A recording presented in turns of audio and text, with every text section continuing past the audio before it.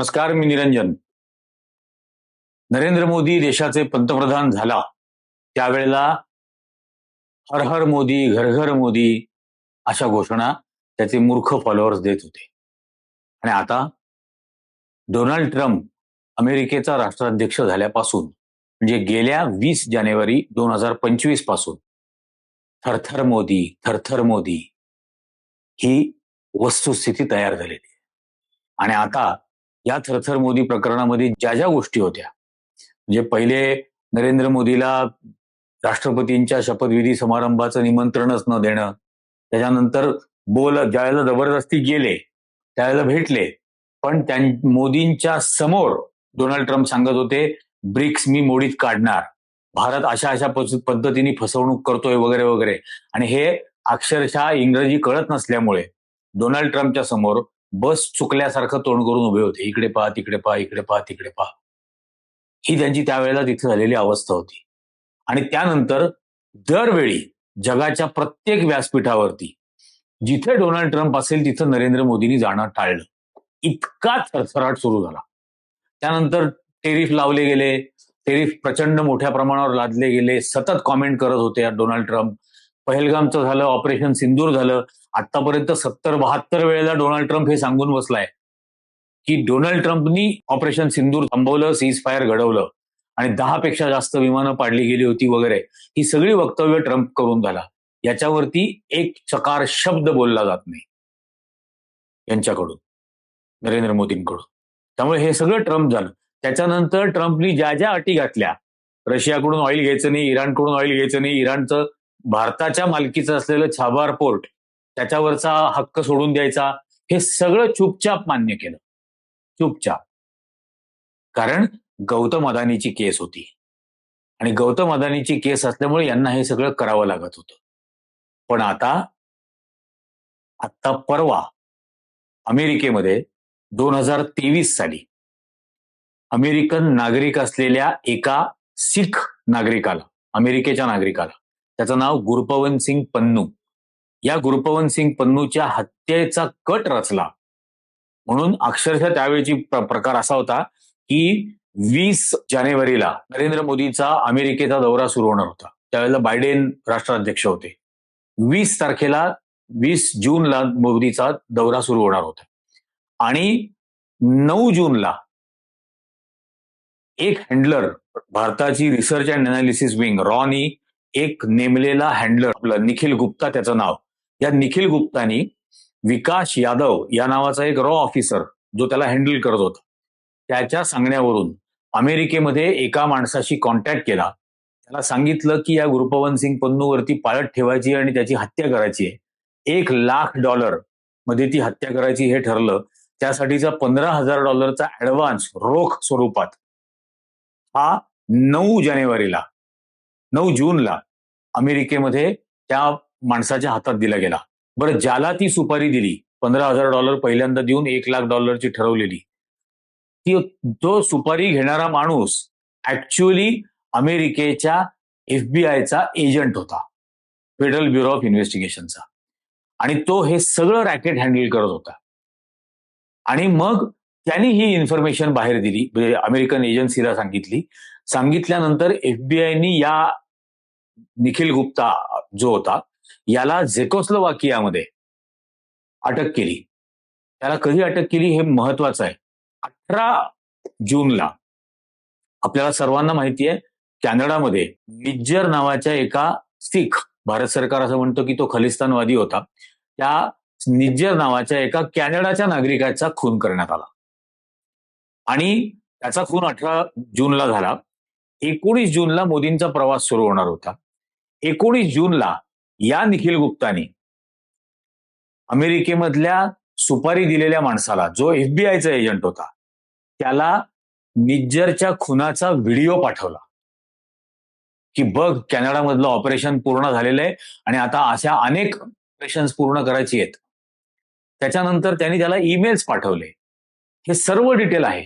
आता घडलेलं असं आहे, पहिल्यांदा तुम्ही अमेरिकेचा जे अटर्नी ऑफिस आहे, अमेरिकेतल्या अटर्नी ऑफिसनी परवा त्यांच्या वेबसाईटवरती काय टाकलंय बघा. की तो इंडियन नॅशनल प्लीड्स गिल्टी, म्हणजे त्यांनी त्याचा गुन्हा कबूल केलेला आहे. या निखिल गुप्तानी अमेरिकेच्या न्यायालयासमोर या सर्व कॉन्स्पिरसीचा, कटाचा गुन्हा हा कबूल केलेला आहे. त्याच्यातले डिटेल्स काय काय हे आता आपण लक्षात घ्या. मी जे सांगत होतो की 18 तारखेला निज्जरचा खून झाला, 19 तारखेला या निखिल गुप्तानी त्या अमेरिकेमधल्या सुपारी दिलेल्या माणसाला, जो एफबीआयचा एजंट होता, त्याला निज्जरच्या खुनाचा व्हिडिओ पाठवला. म्हणजे निज्जरचा खून सुद्धा इंडियन एजन्सीजनी केला हे अप्रत्यक्षरित्या पुरावा या निखिल गुप्तानी अमेरिकेच्या हातात दिला. आणि मग निखिल गुप्ताला झेकोस्लोवाकियामध्ये अटक झाली, कारण हे दिल्यानंतर निखिल गुप्ता पळून गेला. तो झेकोस्लोवाकियाला गेला आणि त्याला अटक झाली 23 जून 2023 ला. 23 जून 2023 ला नरेंद्र मोदी व्हाईट हाऊसमध्ये बायडेनच्या बरोबर जेवण करत होते. त्या दिवशी निखिल गुप्ताला झेकोस्लोवाकियामध्ये अटक केलं गेलं. म्हणजे 23 जूनला नरेंद्र मोदी व्हाईट हाऊसमध्ये असताना अमेरिकेला हे माहिती होतं की भारत सरकार अमेरिकेमध्ये एका अमेरिकन नागरिकाचा खून करण्यासाठीची सुपारी देतोय. हे जे छाती बडवून बडवून आतापर्यंत सांगत होते ना, घर में घुसके मारेंगे, घर में घुसके मारेंगे, हे असं अंगाशी आलंय.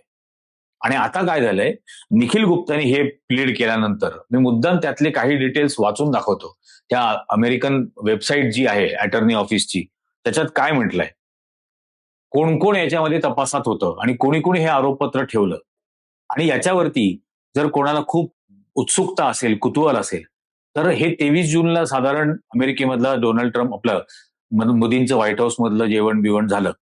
त्याच्या दुसऱ्या दिवशी 24 किंवा 25 जूनला मी अमेरिकेमधून, वॉशिंग्टन मधून या सगळ्या प्रकारावरती डिटेल व्हिडिओ केलेला आहे, ज्याच्यामध्ये एफबीआयच्या हातात काय काय एव्हिडन्स आहे हे सर्व त्याच्यामध्ये आहे. त्या व्हिडिओमध्ये दाखवलेलं आहे. त्या नोटा देत असतानाचा फोटो वगैरे हे सर्व त्या जुन्या व्हिडिओमध्ये आहे. आता यात त्यांनी असं म्हटलंय, Jay Clayton, assistant director of counter intelligence and espionage division, त्याच्यानंतर federal bureau of investigation, administrator of drug enforcement administration, त्याच्यानंतर assistant director in charge of the New York field office of FBI, या सगळ्यांनी या निखिल गुप्ता, त्याचं टोपण नाव निक्स असं होतं, निक या भारतीय नागरिकाला हजर केलं. त्याला झेकोस्लोवाकियाहून अमेरिकेत आणलं आणि त्यांनी अमेरिकेतल्या न्यायालयासमोर he pleaded guilty to all 3 counts, 3 charges त्याच्यावरती होते. त्या सेकंड सुपरसिडिंग इंडाइटमेंटमध्ये charging him with murder for hire, म्हणजे भाडोत्री खुनी घेऊन, सुपारी देऊन खून करण्याचा प्रयत्न करणे, कॉन्स्पिरसी टू कमिट मर्डर, तो एक कट रचणे, आणि conspiracy to commit money laundering याच्यामध्ये जे केलं ते, हे सर्व गुन्हे हे निखिल गुप्तानी हे 2 दिवसापूर्वी कबूल केले. आता त्याच्यावरती 29 मे 2026 ला न्यायालयातर्फे शिक्षा सुनावली जाईल. आता याच्यामध्ये त्याला एकूण 40 वर्षाची शिक्षा होऊ शकते. बरं, यात त्यांनी असं म्हटलेलं आहे की the US citizen became a target of transnational repression solely for exercising his freedom of speech. म्हणजे अमेरिकन नागरिक जो गुरुपवन सिंग पन्नू आहे, ज्याला भारत सरकार असं म्हणतं की तो खलिस्तानी आहे आणि खलिस्तानचा तो करतो, प्रचार करतो वगैरे असं, तर त्या गुरुपवन सिंग पन्नू जो अमेरिकेचा नागरिक आहे, त्यांनी त्याच्या अभिव्यक्ती स्वातंत्र्याचा वापर केला म्हणून आंतरराष्ट्रीय कट रचण्यात आला त्याचा अमेरिकेत खून करण्याचा, हे त्यात म्हटलेलं आहे. त्यात पुढे त्यांनी एक अतिशय गंभीर धमकी दिली फेडरल ब्युरो ऑफ इन्व्हेस्टिगेशननी, जे एफबीआय गौतम अदानीची सुद्धा केस हँडल करत आहे. त्यात त्यांनी असं म्हटलंय, no matter where you are located, तुम्ही जगाच्या पाठीवर कुठे का असेना, if you try to harm our citizens, जर आमच्या नागरिकांना तुम्ही दुखापत, इजा पोहोचवू इच्छित असाल, we will not stop until you are brought to justice, तुमच्या बाबतीत न्याय घडेपर्यंत आम्ही थांबणार नाही. ही धमकी दिलेली आहे सरळ सरळ या एफबीआयच्या अधिकाऱ्यांनी. आणि हा निखिल गुप्ता हा जो मूळचा गुजरातचा आहे, हा ड्रग्ज आणि छोटी मोठी हत्यारांच्या स्मगलिंग मध्ये पकडला गेलेला आहे अनेक वेळेला.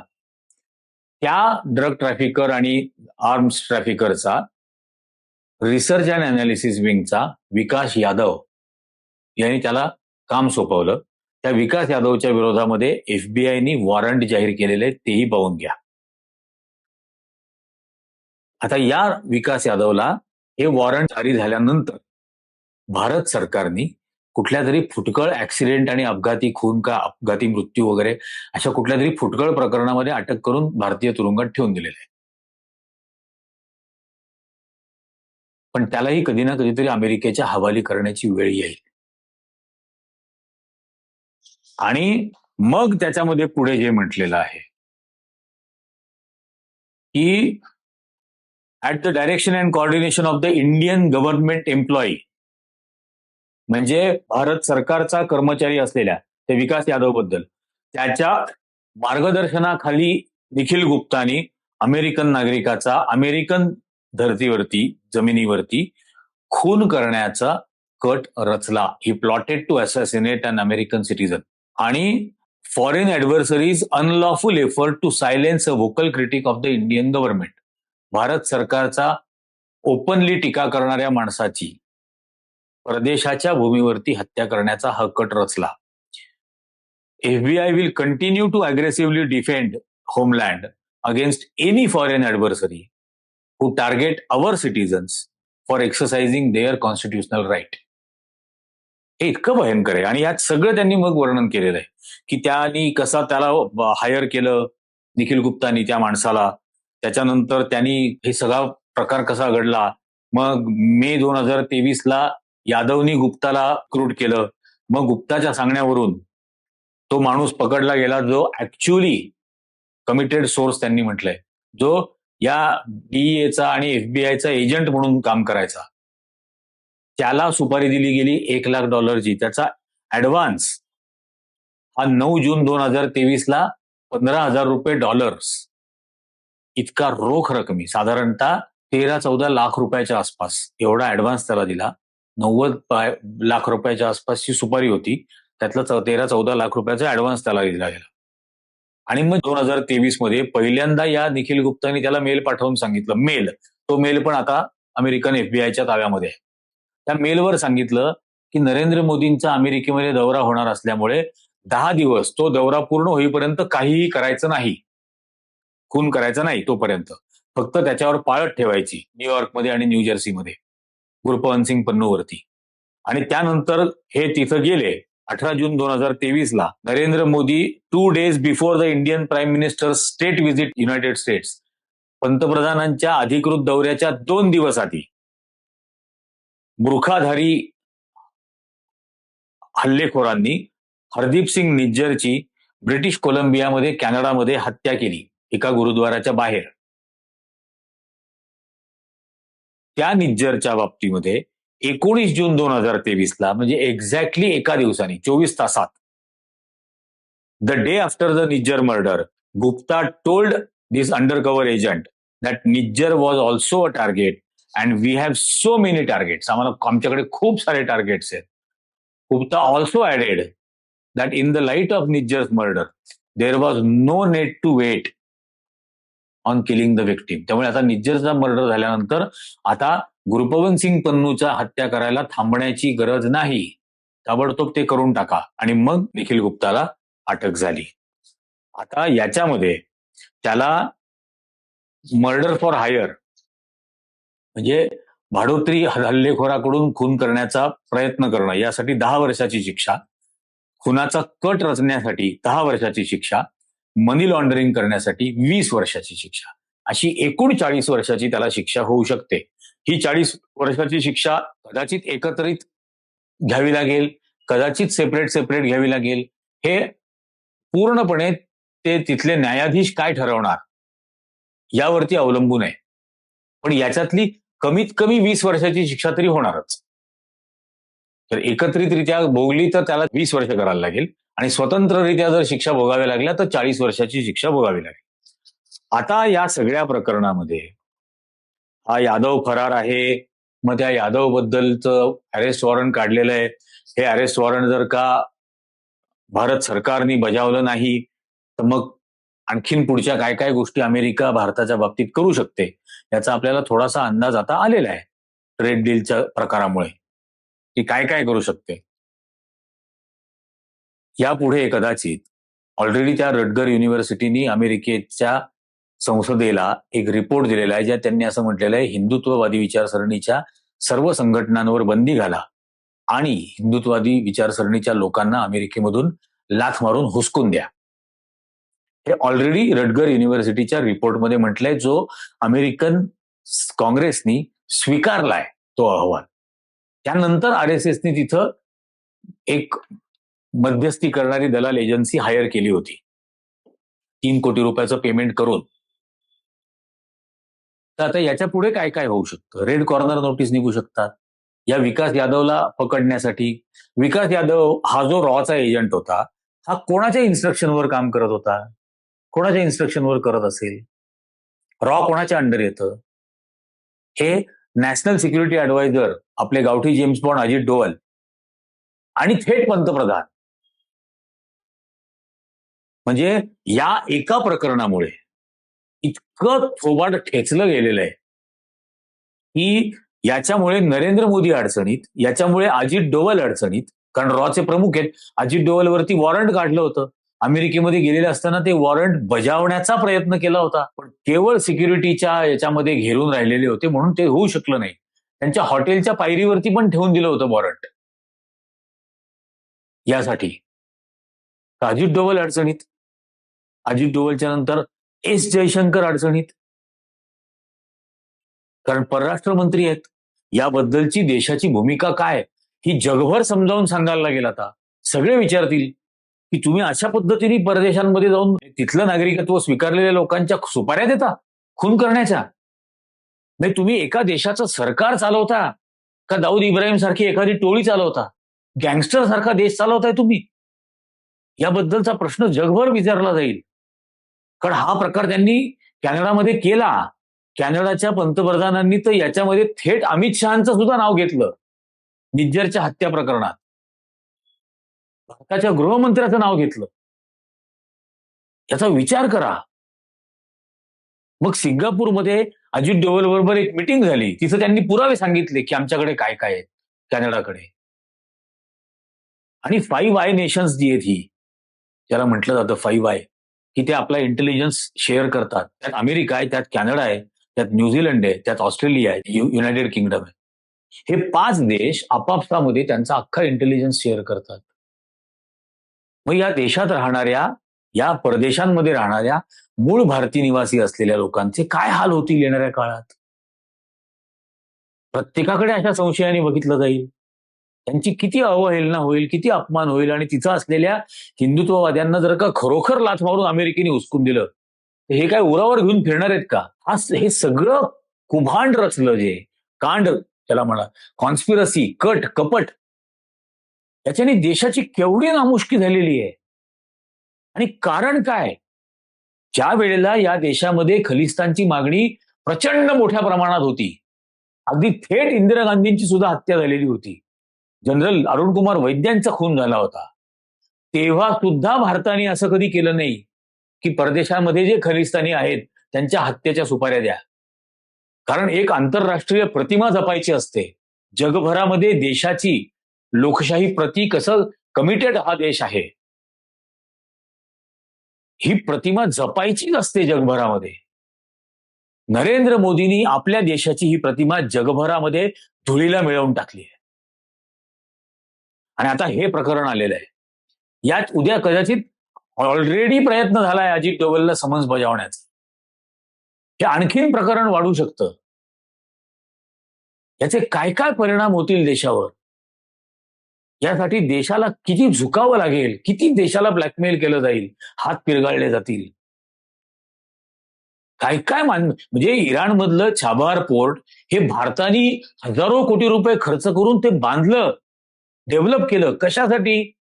की त्या निमित्ताने चाबार पोर्टच्या मार्फत एक तर पाकिस्तानवर नजर ठेवता येते आणि चाबार पोर्टच्या मार्फत चीनचा जो बेल्ट अँड रोड इनिशिएटिव्ह आहे त्याच्यावर लक्ष ठेवता येतं. त्याच्यानंतर संपूर्ण सेंट्रल एशिया म्हणजे किर्गिस्तान, कझाकिस्तान या सगळ्या देशांबरोबरचा व्यापार त्या बंदरावरून केला जाऊ शकतो. ते चाबारचं पोर्टच तुम्ही सोडून द्यायला लावलं अमेरिकेने आणि तुम्ही सोडून दिलं. हजारो कोटी रुपयाचा इन्व्हेस्टमेंट केलेली असताना या मोदींनी या ट्रम्पच्या धमकीला घाबरून सोडून दिलं चाबार पोर्ट. आणि आता आणखीन या लाचारी पोटे, या डरपोक कायरपणापोटी आणखीन अमेरिका भारताला किती झुकवणार आणि भारताने किती झुकवून घ्यायचं आणि याच्या बदल्यात भारतीयांच्याच हितांचा किती बळी द्यायचा, हा प्रत्येकाने अतिशय गंभीरपणाने विचार करण्याची गोष्ट आहे.